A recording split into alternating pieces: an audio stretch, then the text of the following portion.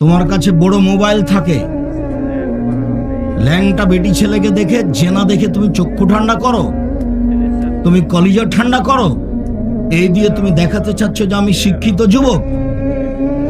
তোমাকে তো আমি সেদিন বলে গেছি যে তুমি বড় মোবাইল আর কাছে রাখবা না কোনোদিন, বড় মোবাইলে পেশাব করে দিবা। বড় মোবাইল তোমাকে ধ্বংস করেছে, তোমার বাপকে ধ্বংস করেছে, তোমার মাকে ধ্বংস করেছে, তোমার বংশকে ধ্বংস করেছে। তুমি বড় মোবাইলে দিন রাত ল্যাংটা মেয়েকে দেখছো, কলিজা ঠান্ডা করছো, চক্ষু ঠান্ডা করছো, আর জান্নাত কিনতে চাচ্ছ। জান্নাতের মেয়ে পড়ে আছে, জান্নাতের মেয়ে অত সহজ নয়। এই মেয়ে, তোমাকে বলছি, তুমি একটা মেয়ে মানুষ, তোমার হাতে বড় মোবাইল কেন? তোমার ওই মোবাইলে ল্যাংটা মেয়ে নাচে কেন? তোমাকে খারাপ লাগে না? তোমার একটু শরম হয় না? তোমার একটু হায়া হয় না? তোমার একটু লজ্জাবোধ হয় না? তুমি কি করো?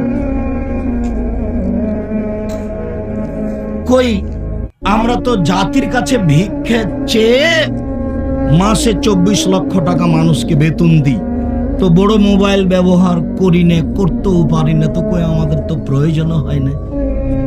তুমি কি করো ওই মোবাইল দিয়ে? তোমার হাতে, তুমি মেয়ে মানুষ, তোমার হাতে মোবাইল কেন? ও দিয়ে তুমি কি করো? বলে আব্দুর রাজাক, সেই দিয়ে আমি বই পুস্তক ঠিক করি, অনলাইনে পড়ি। তুমি অনলাইনে শুধু পড়ো আর কিছু করো না? তুমি শয়তানকে চিনো?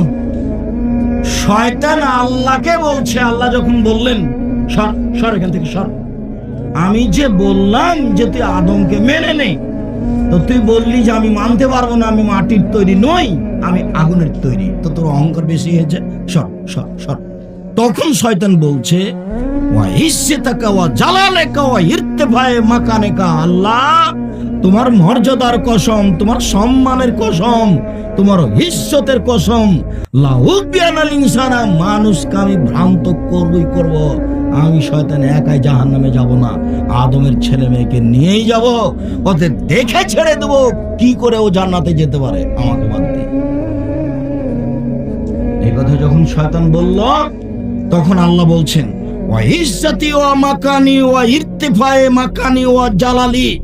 শয়তান, তুমি মনে রেখো, আমার সম্মানের কসম, আমার ইজ্জতের কসম, আমার মর্যাদার কসম, আদম সন্তান আমাকে যতবার বলবে ভুল হয়েছে, আমি ততবার ক্ষমা করে দেব। দেখি তুই কি করতে পারিস। তাহলে আপনি বুঝতে পারছেন না শয়তান আপনার কত বড় শত্রু? ও জিদ করে আছে, ও জীবন বাজি রেখে আপনাকে জাহান্নামে নিয়ে যাবে, এটা ওয়াদা করেছে আল্লাহর সামনে, এটা ওর ওয়াদা। এই জন্য কিয়ামত পর্যন্ত বেঁচে থাকবে। এই মেয়ে, ফ্যাশন বোরকা পরে আছো কেন? তোমার পরনে কোন বোরকা এটা? আর তুমি যে মাথায় কাপড় না দিয়ে বসে আছো, এটা তোমার কেমন? তোমাকে কে শিক্ষিতা বলেছে? কে বললো তোমাকে? না, আমি তো কোনোদিন বলিনি। দেখো, জাতির ক্ষতি করে, মানুষের ক্ষতি করে, জনগণকে জাহান্নামে ঠেলে দিয়ে নিজেকে শিক্ষিতা মনে করো না। নিজেকে গুটিয়ে রাখো। জীবন অল্প দিনের, বেশি দিনের জীবন নয়। এইভাবে হাট বাজারে যায় না, প্রয়োজন নেই। কই আমরা তো কোনোদিন হাট বাজারে যাই না, আমাদের তো চলছে, তো আমরা তো বেঁচে আছি। কোনো দিন নয়, একদিনও নয়, এক সন্ধ্যার জন্য নয়, 1 মিনিটের জন্য নয়, তো কই আমরা তো বেঁচে আছি। তোমার হাটে বাজারে যাওয়ার লাগে কেন? ঢং ঢং করে চলে যাচ্ছ হাটে বাজারে। তোমার বাপ নেই, তোমার ভাই নেই, তোমার স্বামী নেই, তোমার দেবর ভাসুর নেই, সব কি মরে গেছে? তুমি কি বিপদে পড়ে গেছো? তোমার একটা আত্মমর্যাদা থাকার দরকার। তোমার বাপের একটা আত্মমর্যাদা আছে, যেটা তুমি রক্ষা করবে। তোমার স্বামীর একটা আত্মমর্যাদা আছে, সেটা তুমি রক্ষা করবে। শোনো, মধ্যখানে তোমাকে বলছে দুটো কথা। সম্মানিত দিনী বোন, আপনাকে বলছে একটু দুটো কথা খেয়াল করেন তো। গল্প করছেন নাকি? আপনাকে গল্প করতে নিষেধ করলাম। একজন যদি আপনার গায়ের উপর দিয়ে এইদিকে চলে যায়, তবু আপনি মুখ খুলবেন না। গায়ের উপর দিয়ে চড়ে চলে গেছে, আপনি মুখ খুলবেন না। মুখ বন্ধ করেন। আমি নির্বাচন করতে আসিনি, আমি ভোট চাইতে আসিনি।